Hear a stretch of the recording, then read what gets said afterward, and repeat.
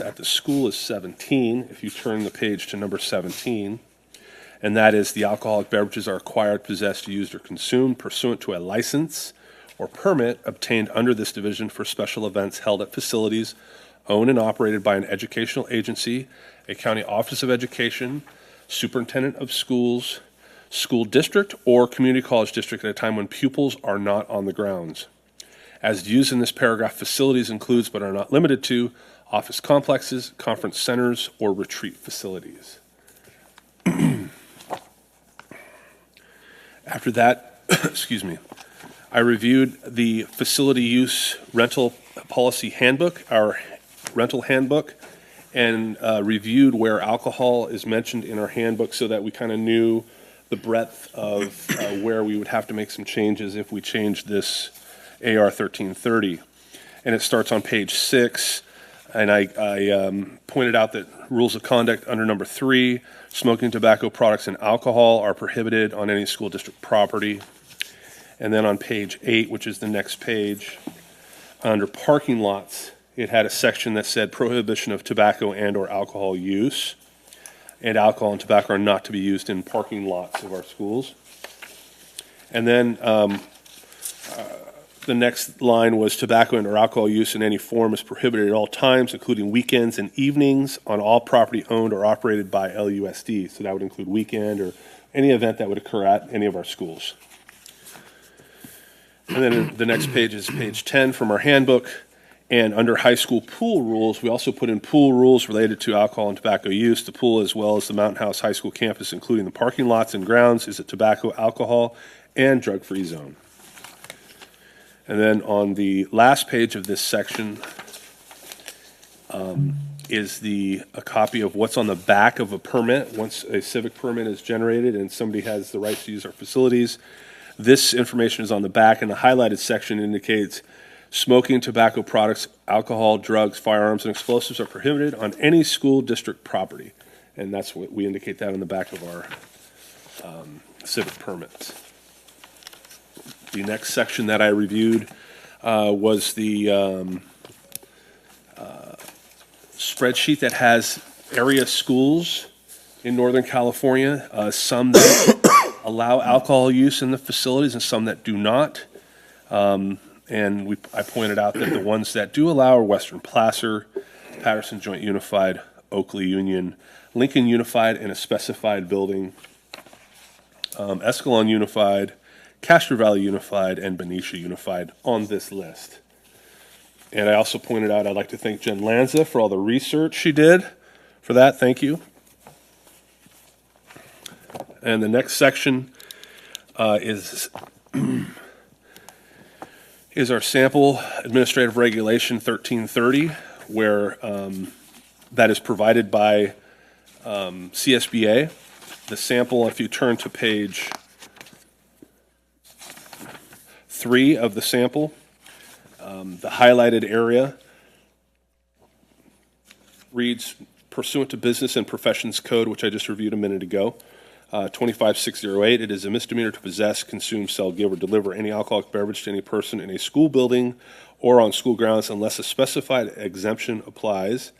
Assembly Bill 2073, Chapter 235, Statutes of 2014, amended Business and Professions Code 25608 to add an exception for cases in which alcohol is served during a special event pursuant to a license or permit obtained under the Alcohol Beverage Control Act at district-owned facilities at a time when students are not present. For this purpose, facilities include but are not limited to office complexes, conference centers, or retreat facilities. And then the next line, note, the district should consult legal counsel and or risk management personnel when determining whether to allow alcohol on district property pursuant to this exemption. I want to point out that I have a legal opinion that I'm going to read verbatim in just a moment, so we will go through that as well. Then I read the next line. However, the superintendent or designee may approve the use of district facilities for special events that may involve the acquisition, possession, use, or consumption of alcoholic beverages when the event is covered by a special events permit pursuant to Division 9 of the Business and Professions Code and will occur at a time when students are generally not on the school grounds.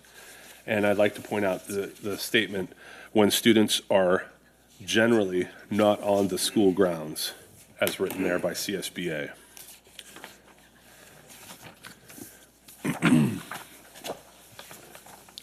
The next section that we reviewed was, oh, I'm sorry, and then I also provided a sample from Patterson Joint Unified School District of AR 1330. So that same section, if you go to page 2, yes, page 2, where it talks about alcohol use in facilities. Number 3, it reads, any use which involves the possession, consumption, or sale of alcoholic beverages or any restricted substances, including tobacco. And then they use the word however. They start the sentence with however, just like the sample from CSBA. However, the superintendent or designee may approve the use of district facilities for special events that may include the acquisition, possession, use, or consumption of alcoholic beverages, and it reads exactly as the CSBA sample. The other thing that I pointed out is if you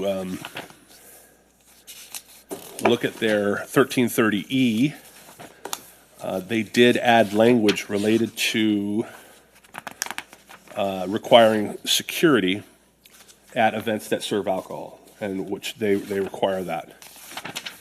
And it reads, any event in which alcohol is served will require security staff. So, and then the other thing that we reviewed was board policy 4020, because there was some concern brought forward about school personnel and the use of alcohol at an event that may not be within the school day. Board policy 4020, the governing board believes that the maintenance of a drug and alcohol-free workplace is essential to staff and student safety and to help ensure a productive and safe work and learning environment. The highlighted area, in addition, an employee shall not use or be under the influence of any alcoholic beverage or controlled substance as defined in 21 United States Code 812 while on duty on district property or at a district-related activity or event. Now that language brought up some concern. So I brought forward the CSBA sample of Board Policy 4020, and we intend to update our board policy through the policy committee and review the language as it changed. And it changed the following optional paragraph: prohibits an employee from being under the influence of alcohol or a controlled substance while on duty, and should be modified to reflect district practice. And that reads, employees are prohibited from being under the influence of controlled substances or alcohol while on duty. For purposes of this policy, on duty, which they define now, which is better, on duty means while an employee is on duty during both instructional and non-instructional time in the classroom or workplace, at extracurricular or co-curricular activities, or while transporting students or otherwise supervising them. Under the influence means that the employee's capabilities are adversely or negatively affected, impaired, or diminished to an extent that impacts the employee's ability to safely and effectively perform his or her job. So that delineates a little better the use of alcohol by employees while on duty. Much better. And that will be going to the policy committee. And then the last item that I reviewed was board policy 9, board